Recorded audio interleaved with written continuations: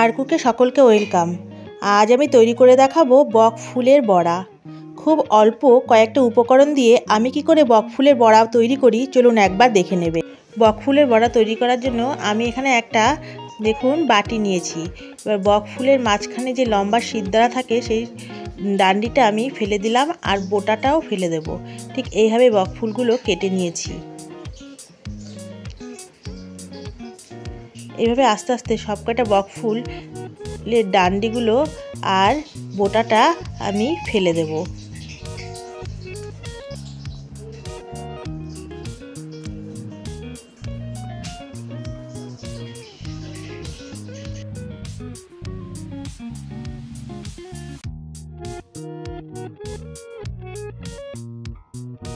আমি একটা বোল নিয়েছি, বোলের মধ্যে এবার 2 কাপ বেসন দিয়ে দিলাম।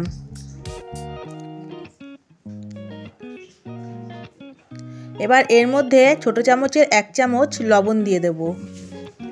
তারপর এর মধ্যে দিয়ে দেব হলুদ গুঁড়ো 1/2 চামচ। তারপর এর মধ্যে দিয়ে দেব কালো জিরে, খুব সামান্য পরিমাণে কালো জিরে দিয়ে দিলাম। এবার 1 চামচ এর মধ্যে চিনি দিয়ে দেব। সমস্ত উপকরণগুলো দেওয়া হয়ে গেলে এবার আমি এই উপকরণগুলোকে ভালো করে মিশিয়ে নেব। চিনিটা দিয়ে দিলাম 1 চামচ।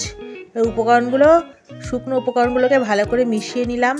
এবার পরিমাণ মতো এর মধ্যে জল দিয়ে একটা ডো তৈরি করে নেব। খুব বেশিও না, খুব অল্প পরিমাণেও না, যতটুকু লাগবে ততটুকু জল দিয়ে দিলাম। এবার আস্তে আস্তে একটা ডো তৈরি করে নিলাম। দেখুন ঠিক এরকম ঘন একটা ডো আমি তৈরি করে নিয়েছি।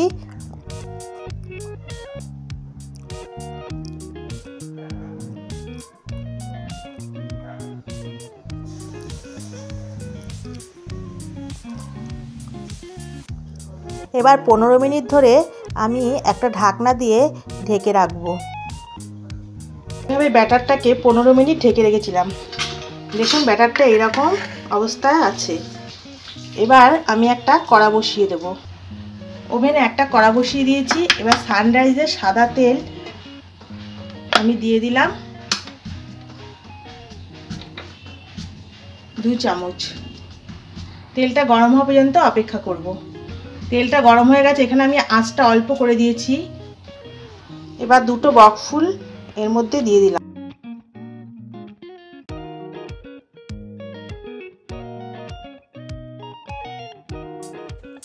বক ফুলগুলোকে ভালো করে বেসনের ডোয়ের মধ্যে ঠিক এইভাবে মিশিয়ে আমি তেলের মধ্যে ভাজার জন্য ছেড়ে দেব।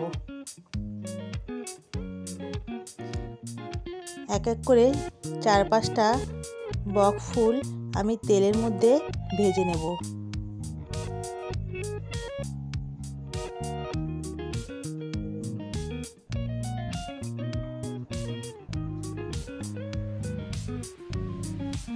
এইভাবে আমি বক ফুলগুলোকে আস্তে আস্তে লাল করে ভেজে নেব। যতক্ষণ না লাল না হবে ততক্ষণ আমি অল্প আঁচে আস্তে আস্তে ভেজে নেব।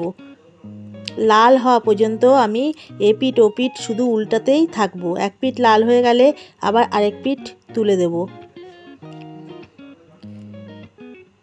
আর লাল হয়ে গেলেই আমি সমস্ত বড়াগুলোকে উঠিয়ে একটা প্লেটে ঢেলে নেব।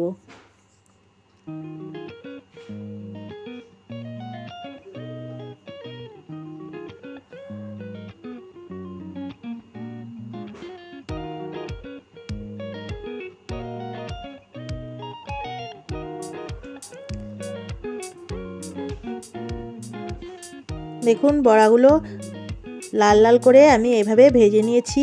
এবার একটি প্লেটে আমি তুলে নেব আর সমস্ত বড়াগুলোকে এভাবে ভেজে নেব।